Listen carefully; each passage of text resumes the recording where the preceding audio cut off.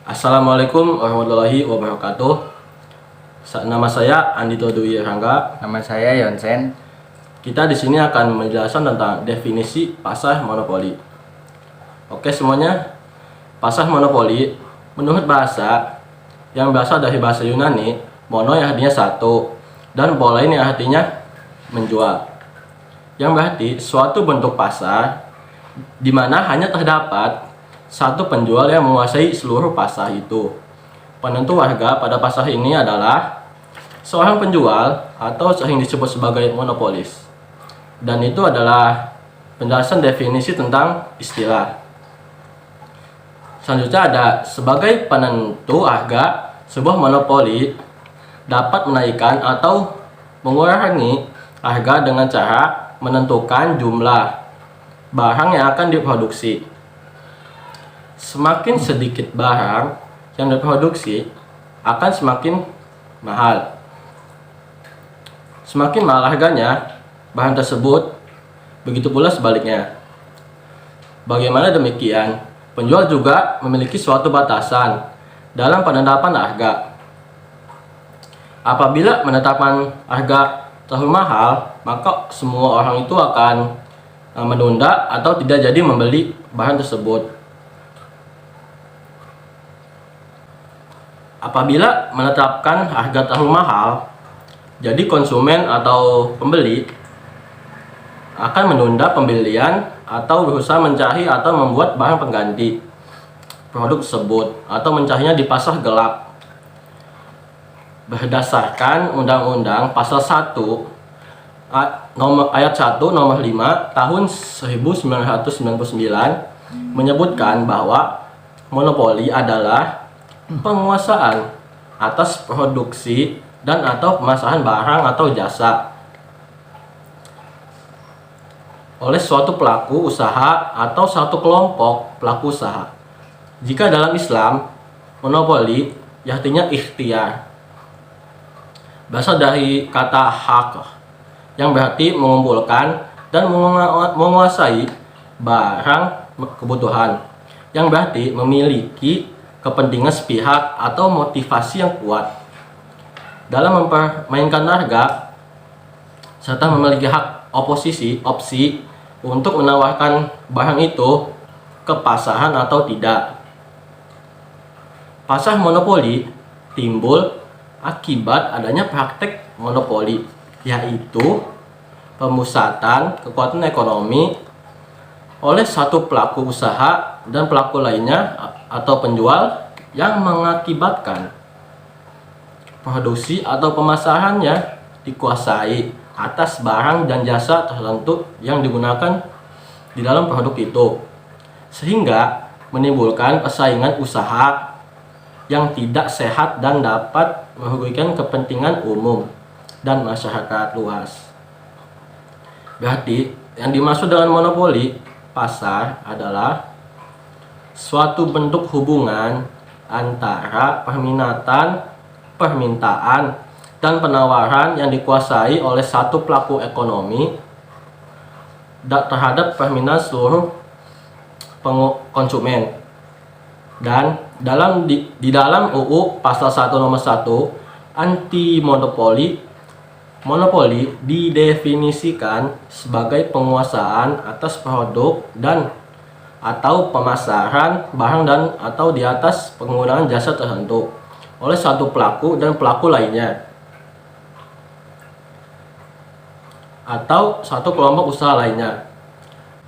Jadi, pasar monopoli timbul akibat adanya praktek monopoli, yaitu pemusatan kekuatan ekonomi oleh suatu pelaku usaha atau penjual yang mengakibatkan dikuasainya produksi dan pemasaran atas barang dan jasa tertentu, sehingga menimbulkan persaingan usaha tidak sehat dan dapat merugikan kepentingan umum. Walaupun pasar monopoli penjual tidak memiliki saingan, belum tentu ia dapat memperoleh keuntungan yang besar.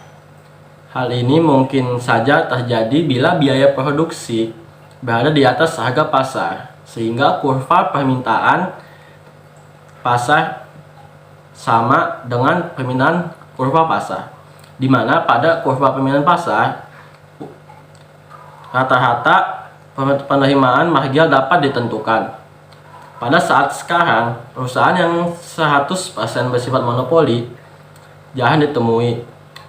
Mungkin hanya komoditi jasa seperti telepon, gas, air, dan listrik yang dikuasai oleh pemerintah. Baik, saya akan melanjutkan definisi tentang pasar monopoli. Secara harfiah, monopoli berasal dari bahasa Yunani, monos yang artinya satu, dan polein yang artinya menjual. Sehingga, pasar monopoli dapat didefinisikan sebagai suatu bentuk pasar di mana hanya terdapat suatu penjual yang menguasai pasar. Penentu harga pada pasar monopoli adalah seorang penjual atau sering disebut sebagai monopolis, atau bisa juga diartikan sebagai suatu bentuk pasar di mana hanya terdapat satu perusahaan saja, dan perusahaan ini menghasilkan barang yang tidak mempunyai barang pengganti yang sangat dekat. Oleh sebab itu, penjual dapat menentukan harga dan memperoleh keuntungan yang tinggi. Pasar monopoli ini sering diartikan negatif pada sebagian orang yang kurang memahami ilmu ekonomi. Padahal, ada juga sebagian monopoli yang bertujuan untuk menghindari praktek monopoli yang tidak merugikan masyarakat pada umumnya. Sebagai contoh, perusahaan air minum atau PAM dalam menyediakan air bagi masyarakat. Hal ini dapat membantu masyarakat kurang mampu untuk bisa menikmati listrik dengan biaya yang murah melalui subsidi yang telah diberikan pemerintah setempat sesuai dengan Undang-Undang Dasar 1945 Pasal 33 Ayat 3 yang berbunyi, bumi, air, dan kekayaan alam yang terkandung di dalamnya dikuasai oleh negara dan dipergunakan sebesar-besarnya untuk kemakmuran bagi rakyat Indonesia. Namun, pada kenyataannya, keadaan ini sangat sulit terrealisasi karena meskipun secara teori pada pasar monopoli sangat sulit bagi perusahaan lain untuk menjadi substitusi, namun secara tidak langsung ada produsen yang mempunyai substitusinya, walaupun secara fisik atau teknologi tidak sama, namun secara fungsinya sama. Bahkan sekalipun itu regulated monopolies yang diatur dan diawasi pemerintah. Sebagai contoh, meskipun pengelolaan listrik nasional diberikan kepada perusahaan listrik negara atau PLN dan tidak ada persaingannya, namun masih ada perusahaan genset sebagai substitusi bagi daerah yang belum terjamah oleh PLN. Tidak hanya itu, kekuasaan pemerintah terhadap monopoli juga berpengaruh terhadap kelancaran proses monopoli itu sendiri. Belum lagi pada para inovator yang berambisi untuk menciptakan sumber listrik yang lebih ekonomis, efisien, dan ramah lingkungan. Ini juga menjadi pesaing besar monopoli. Undang-undang tentang monopoli, oligopoli, suap harus dibatasi dan dikendalikan, karena bila tidak dapat merugikan kepentingan masyarakat pada umumnya dan kelompok-kelompok tertentu masyarakat, strategi yang paling ampuh untuk itu, sebagaimana juga ditempuh oleh negara maju semacam Amerika, Cina, adalah melalui undang-undang anti monopoli. Di Indonesia, untuk mengatur praktik monopoli telah dibuat sebagai undang-undang yang mengaturnya. Undang-undang itu adalah Undang-Undang Republik Indonesia Nomor 5 Tahun 1999 tentang larangan praktik monopoli dan persaingan usaha tidak sehat.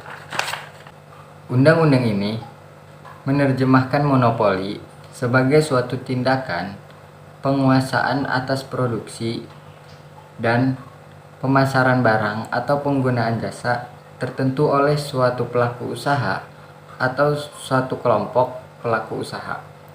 Sedangkan Praktik monopoli pada undang-undang tersebut dijelaskan sebagai suatu pemusatan kekuatan ekonomi oleh satu atau lebih pelaku usaha yang mengakibatkan dikuasainya produksi dan pemasaran atas barang dan jasa tertentu, sehingga menimbulkan persaingan usaha tidak sehat dan dapat merugikan kepentingan umum. Undang-undang ini dibagi menjadi 11 bab yang terdiri dari beberapa pasal. Itu saja yang dapat kami jelaskan. Sekian, terima kasih. Assalamualaikum warahmatullahi wabarakatuh. Waalaikumsalam warahmatullahi. Perkenalkan, nama saya Ahmad Hilmi Fawasni dan rekan saya Alfian Eka Nursanto. Saya di sini akan membahas materi tentang ciri-ciri pasar monopoli. Ciri-ciri pasar monopoli terbagi menjadi 5. 1. Monopoli pasar adalah industri atau satu perusahaan. 2. Tidak mempunyai barang pengganti yang mirip. 3. Tidak ada kemungkinan untuk masuk ke dalam industri. 4. Dapat mempengaruhi kenaikan harga. 5. Promosi iklan kurang diperlukan. 1. Monopoli pasar adalah industri dari suatu perusahaan. Hanya ada satu saja perusahaan dalam industri tersebut. Karena itu, barang atau jasa yang dihasilkannya tidak dapat dibeli dari tempat lain. Para pembeli tidak mempunyai pilihan lain dan tidak melakukan suatu apapun di dalam menentukan syarat jual beli. Dari definisinya diketahui bahwa hanya ada satu perusahaan di pasar ini. Barang atau jasa yang ditawarkan tak bisa diproduksi oleh perusahaan lain. Dengan demikian, para pembeli tidak punya pilihan lain untuk menggunakan barang atau jasa yang diproduksi perusahaan tersebut. 2. Tidak mempunyai barang pengganti yang mirip. Barang yang dihasilkan perusahaan tidak monopoli tidak dapat dikatakan barang lain yang ada di dalam pasar. Barang tersebut merupakan satu-satunya jenis barang yang seperti itu dan tidak terdapat barang mirip atau close subtitle yang dapat menggantikan barang tersebut.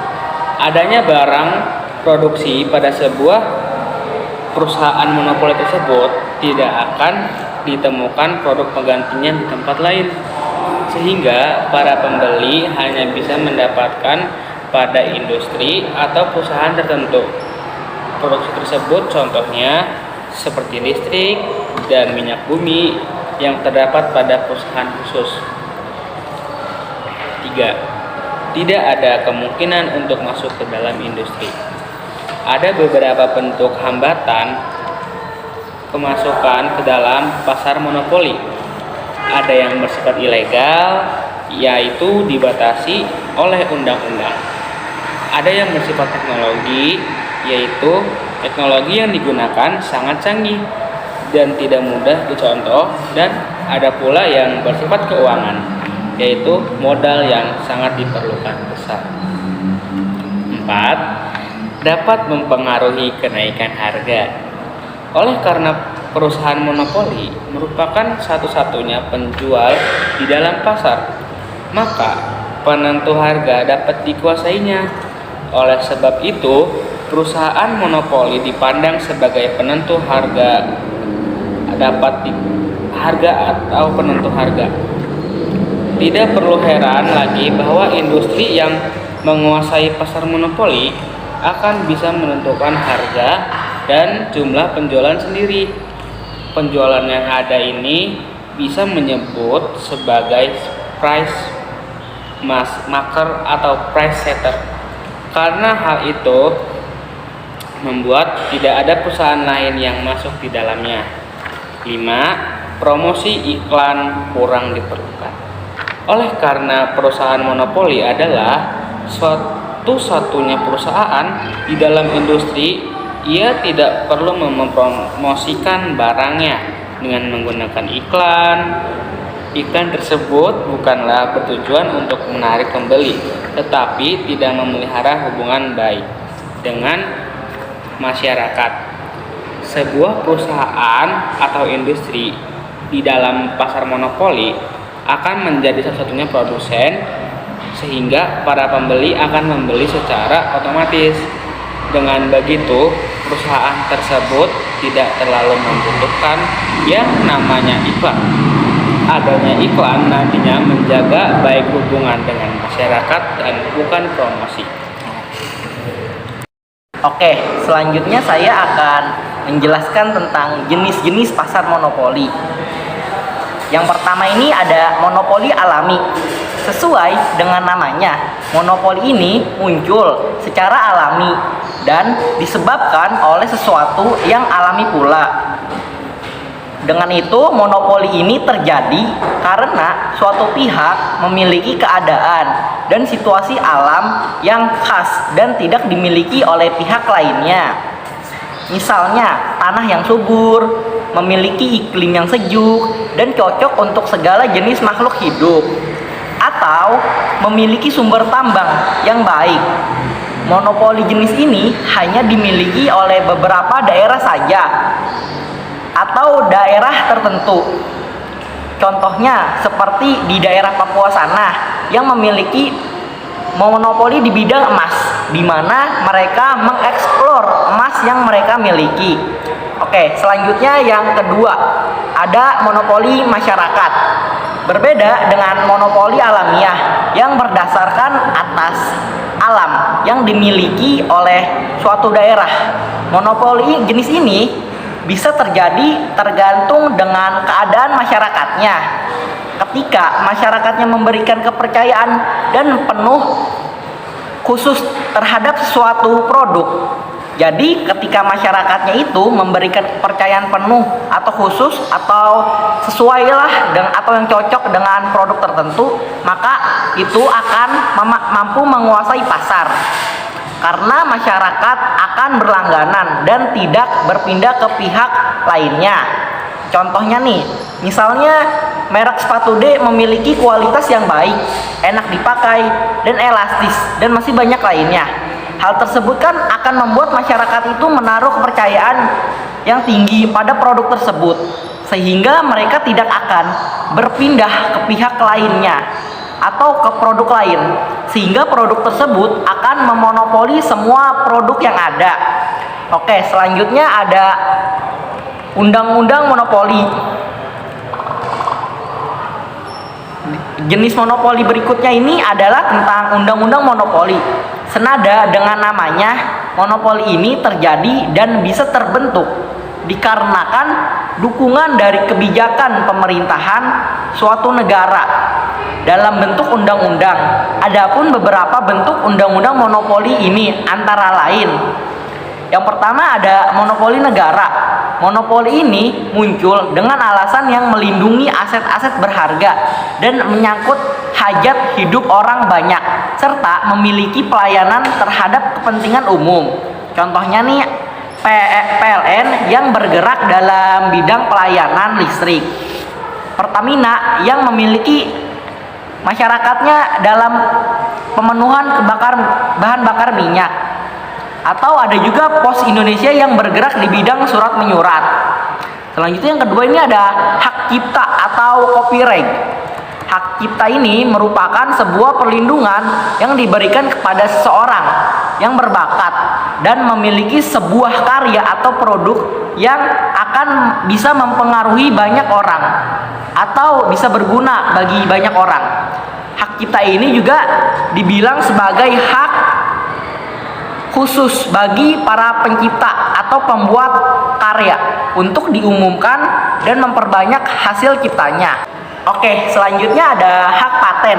Hampir serupa dengan hak cipta.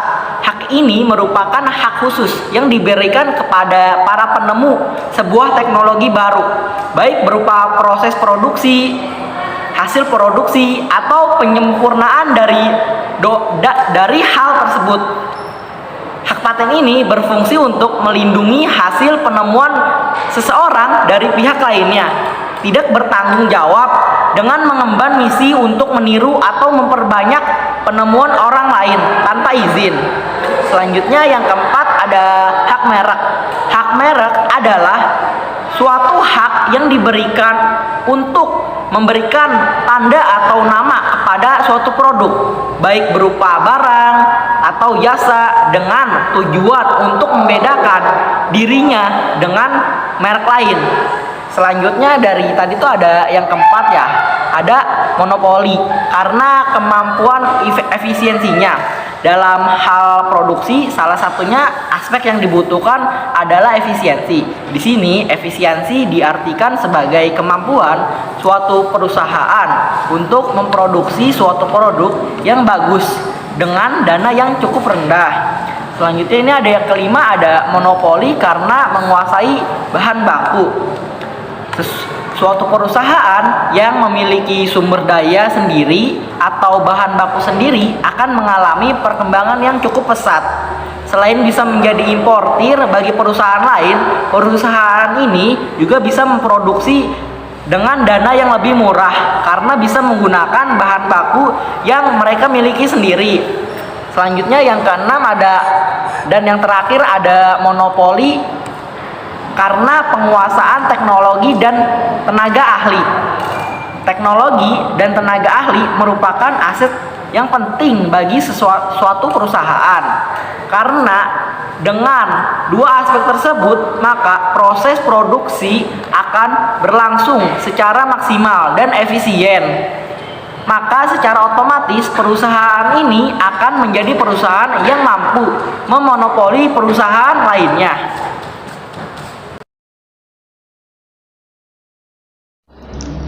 Assalamualaikum warahmatullahi wabarakatuh.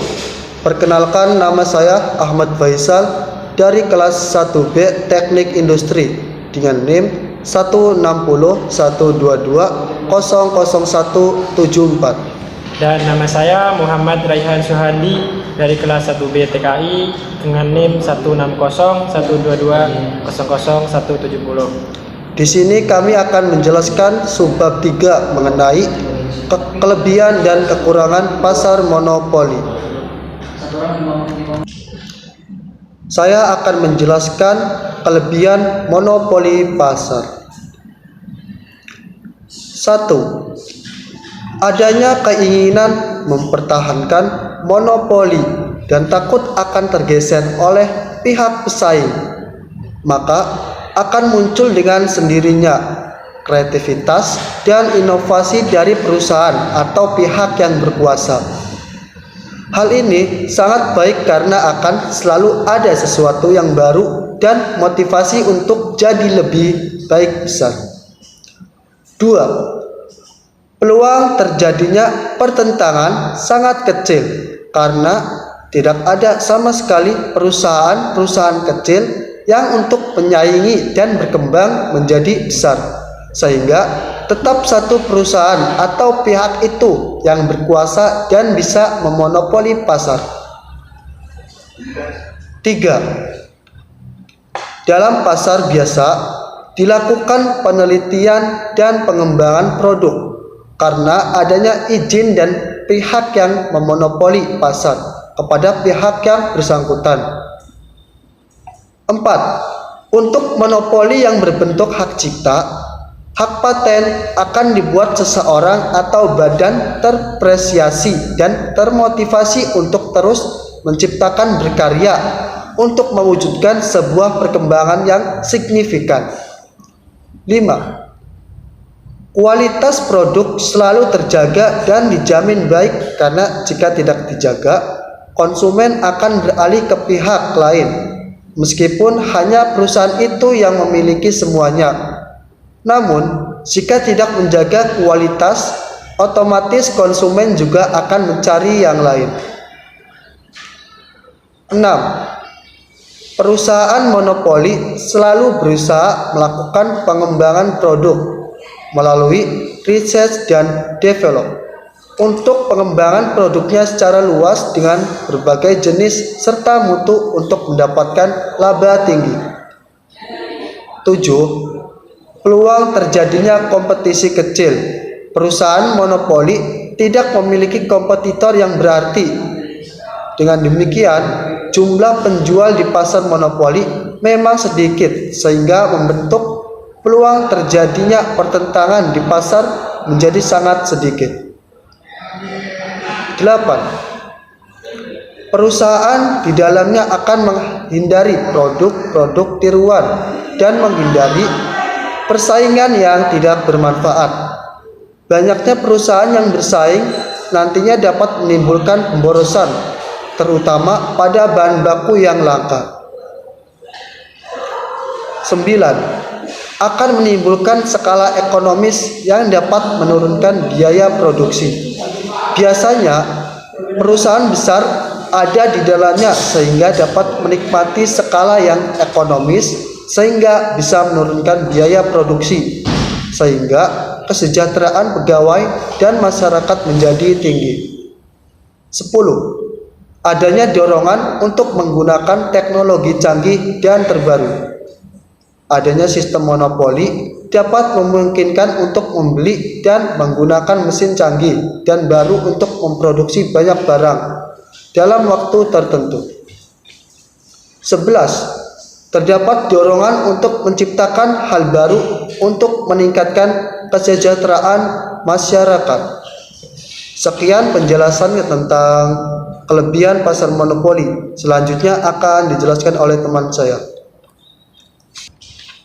Oke, untuk selanjutnya saya akan menjelaskan tentang kelemahan monopoli pasar. Oke, yang pertama, sering muncul ketidakadilan karena hanya satu pihak itu yang diuntungkan, sedangkan pihak lain hanya bisa menerima tanpa menggulingkannya. Kedua, pemborosan sering dilakukan oleh pihak yang memonopoli pasar karena mereka tidak begitu memperhatikan efisiensi kegiatan produksi yang dilakukannya. Mereka hanya fokus agar produksinya laku dan tidak ada pesaing. Yang ketiga, konsumen tidak bisa berebut banyak. Yang ketiga, konsumen tidak bisa berbuat banyak dan harus menerima semua keputusan dari perusahaan monopoli. Jika harus membayar dengan harga yang tinggi, maka konsumen terpaksa akan menurutinya. Yang keempat, jangan sampai tereksploitasi sangat kental dalam pasar monopoli ini, karena perusahaan besar tersebut bebas melakukan apapun dan apa adanya tenaga yang mereka miliki. Tentu hal ini akan merugikan semua pihak. Yang kelima, alokasi sumber daya yang merugikan masyarakat. Perusahaan monopoli yang tidak memiliki saingan bisa mengatur suplai barang di pasar. Hal ini akan membuat mereka dapat mempengaruhi harga pasar sesuai kehendak mereka, yang pada akhirnya ketika harga dinaikkan secara sembarangan akan merugikan masyarakat. Yang keenam, bisa memunculkan kekuasaan ekonomi. Perusahaan akan meningkatkan produksi ketika terdapat pesanan, kemudian menetapkan harga yang tinggi dan tidak menambah jumlah produksi barang. Yang ketujuh, para konsumen dalam sistem monopoli ini terpaksa harus lemah dan menerima produk apapun dari produsen. Yang ke-8, perbedaan dalam setiap pembagian pendapatan. Perusahaan dalam sistem ini akan mendapatkan hasil besar dalam waktu singkat maupun lama. Sedangkan pada pasar persaingan sempurna akan mendapatkan hasil normal dalam waktu yang lama. Yang kesembilan, tidak ada persaingan sehingga menyebabkan produk barang mengalami penurunan kualitas dan kuantitas. Yang ke-10, kesejahteraan konsumen berkurang. Para konsumen harus membayar biaya dengan harga untuk memproduksinya sehingga menurunkan kesejahteraannya. Dan yang ke-11, monopoli berkuasa dalam penentuan jumlah produksi yang berdampak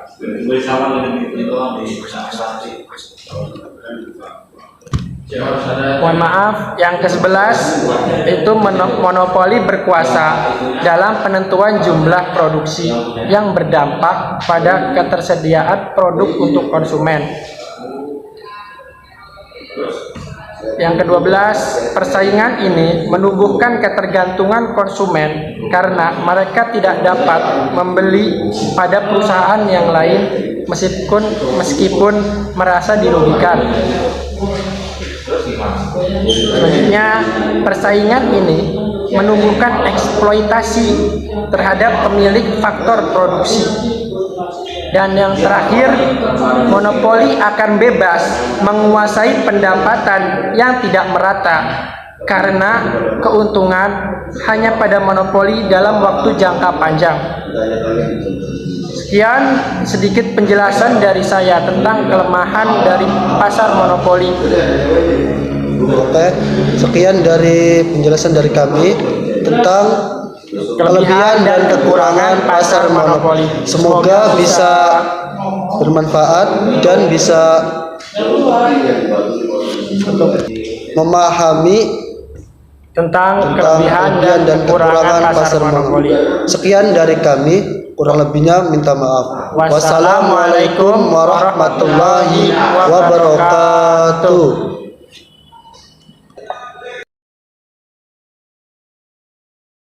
Assalamualaikum warahmatullahi wabarakatuh.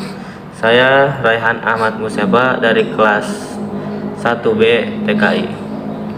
Saya Muhammad Aiga Alfariji dari kelas 1B TKI. Di sini saya akan menjelaskan dampak dan contoh pasar monopoli.